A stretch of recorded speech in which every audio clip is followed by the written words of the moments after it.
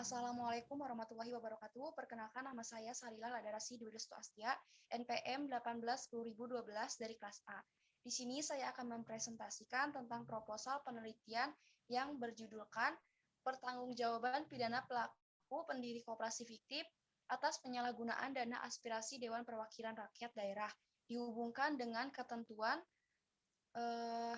peraturan perundang-undangan. Selanjutnya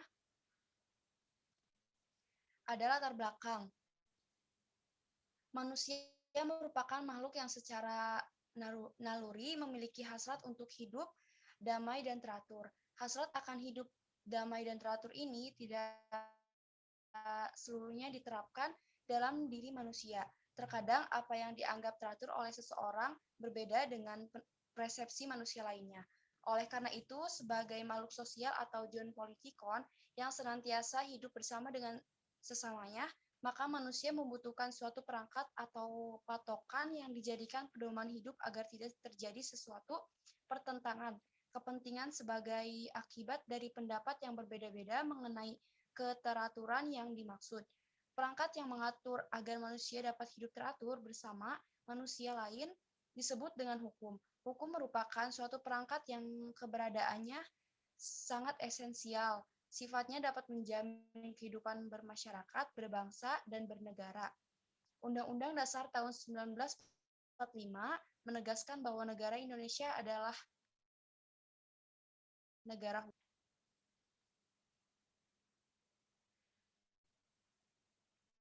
Kejahatan adalah suatu tindakan sengaja. Dalam pengertian ini, seseorang hanya dapat dihukum karena pikirannya, melainkan harus ada satu tindakan atau kealpaan dalam bertindak.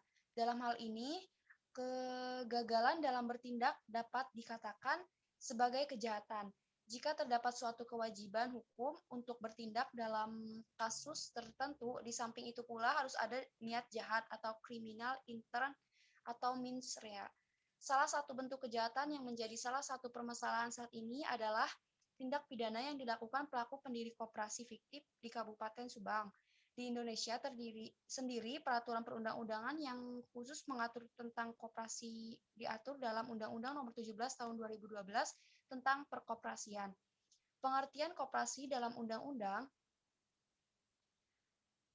Nomor 17 Tahun 2012 tentang perkoperasian termuat dalam pasal 1 ayat 1 yang menjelaskan bahwa koperasi adalah badan hukum yang didirikan oleh orang perseorangan atau badan hukum koperasi dengan pemisahan kekayaan para anggotanya sebagai modal untuk menjalankan usaha yang memenuhi aspirasi dan kebutuhan bersama di bidang ekonomi, sosial, dan budaya sesuai dengan nilai dan prinsip koperasi. Selanjutnya,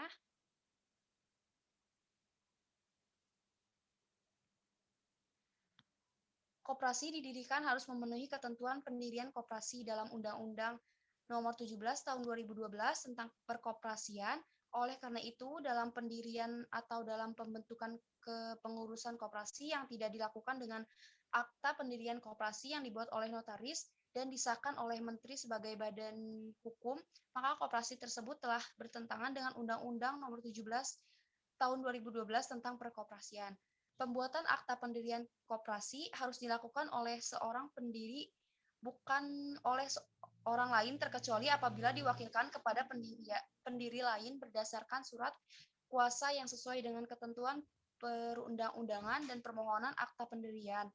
Koperasi harus diajukan secara tertulis oleh para pendiri secara bersama-sama atau khususnya kepada menteri untuk mendapatkan pengusahaan sebagai badan hukum setelah disahkan oleh menteri yang menyelenggarakan urusan pemerintahan di bidang koperasi, maka koperasi telah memiliki izin dan dinyatakan sah sebagai badan hukum. Selanjutnya, penyalahgunaan atas koperasi maksudnya adalah penggunaan aset-aset koperasi oleh pihak-pihak tertentu dengan tujuan untuk memperkaya diri sendiri dan bukan untuk tujuan kemajuan atau keuntungan koperasi.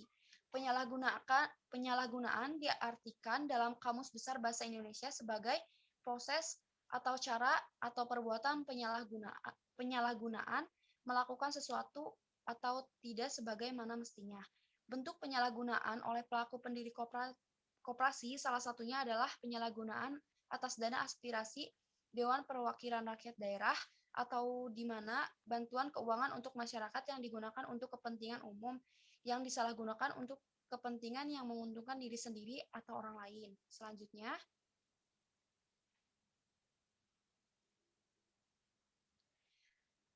pada koperasi fiktif tersebut terdakwa menjabat sebagai ketua koperasi, sementara Daskawinarsa yang merupakan keluarga dari terdakwa menjabat sebagai sekretaris dan Rina Puspita yang merupakan anak dari terdakwa menjabat sebagai bendahara. Setelah terbentuk koperasi fiktif, terdakwa lalu mengajukan dana aspirasi Dewan Perwakilan Rakyat Daerah kepada pemerintahan Kabupaten Subang dan mencairkannya ke Bank Jabar Banten atau BJB KCP Pamanukan. Berdasarkan pengajuan tersebut, terdakwa mendapat dana sebesar 150 juta rupiah. Setelah terdakwa menerima dana aspirasi tersebut, terdakwa telah menyalahgunakan hak dari 20 orang anggota koperasi fiktif tersebut dan digunakannya untuk kepentingan terdakwa dan kepentingan orang lain. Selanjutnya,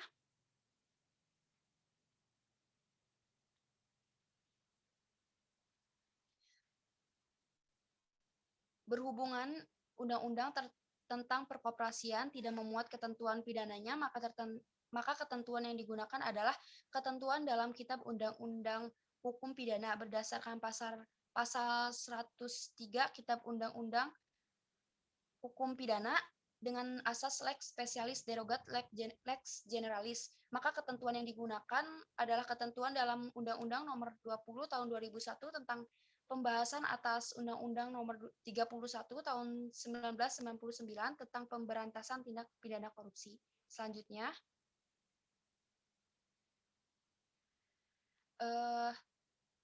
bagian C yaitu rumusan masalah. Yang pertama, faktor apa saja yang menyebabkan terjadinya tindak pidana korupsi terhadap penyalahgunaan dana aspirasi Dewan Perwakilan Rakyat Daerah. Yang kedua, bagaimana bentuk pertanggungjawaban pidana terhadap pelaku pendiri koperasi fiktif atas penyalahgunaan dana aspirasi Dewan Perwakilan Rakyat Daerah. Yang ketiga, bagaimana upaya sebagai solusi untuk mencegah dan menanggulangi tindak pidana penyalahgunaan dana aspirasi Dewan Perwakilan Rakyat Daerah. Bagian D, tujuan penelitian. Yang pertama, untuk mengetahui, mengkaji, dan menganalisis tentang faktor yang menyebabkan tindak pidana korupsi terhadap penyalahgunaan dana aspirasi Dewan Perwakilan Rakyat Daerah. Yang kedua, untuk mengetahui, mengkaji, dan menganalisis tentang bentuk pertanggungjawaban pidana terhadap pelaku pendiri koperasi fiktif atas penyalahgunaan dana aspirasi Dewan Perwakilan Rakyat Daerah. Yang ketiga, untuk mengetahui, mengkaji, dan menganalisis tentang upaya sebagai solusi untuk mencegah dana menanggulangi tindak pidana penyalahgunaan dan aspirasi Dewan Perwakilan Rakyat Daerah atas nama koperasi fiktif. Bagian E, kegunaan penelitian. Yang pertama, secara teoritis. Yang kedua, secara praktis penelitian. Yang ke bagian E, kerangka masalah. Dilanjut aja ya. Selanjutnya,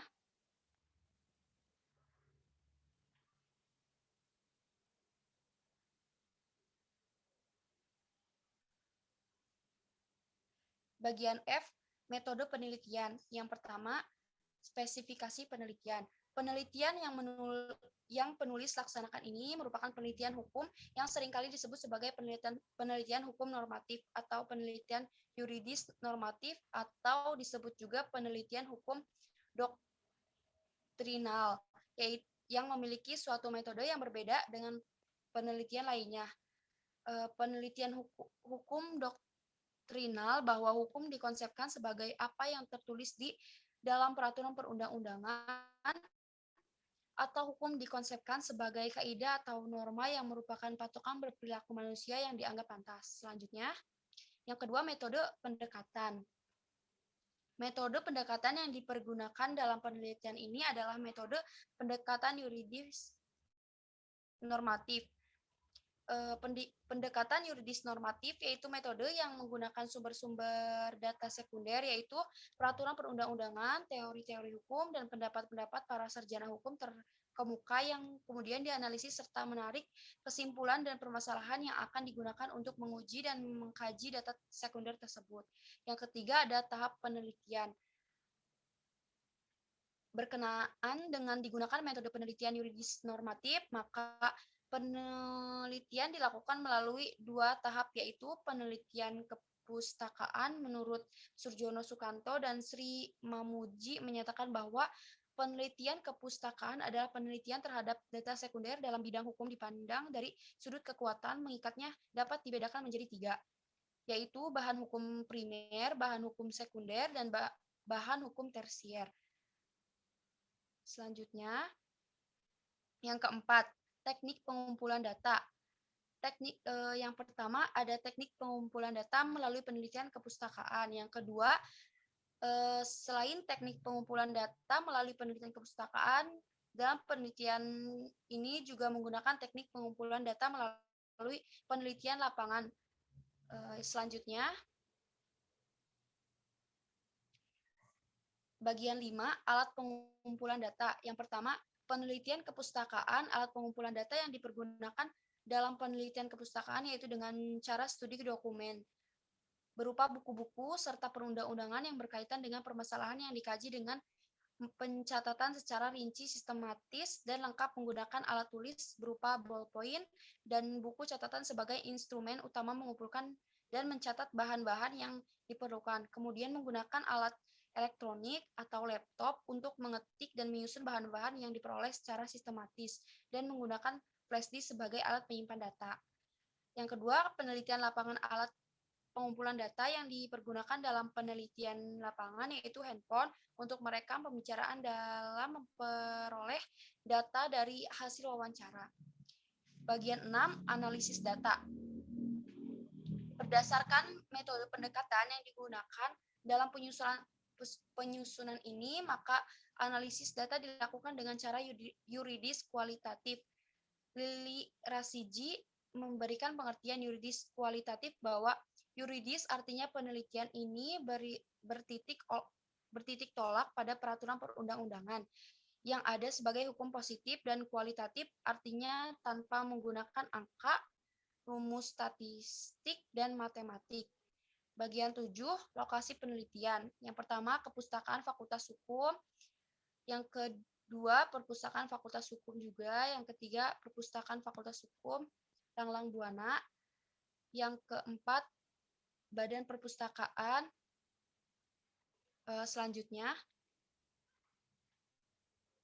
ada daftar pustaka. Di sini saya menggunakan daftar pustaka dari 3 sumber. Yang pertama, sumber dari buku.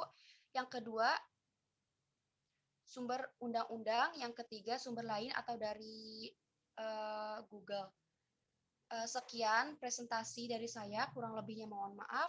Diakhiri, wabillahi taufiq wal hidayah. Wassalamualaikum warahmatullahi wabarakatuh.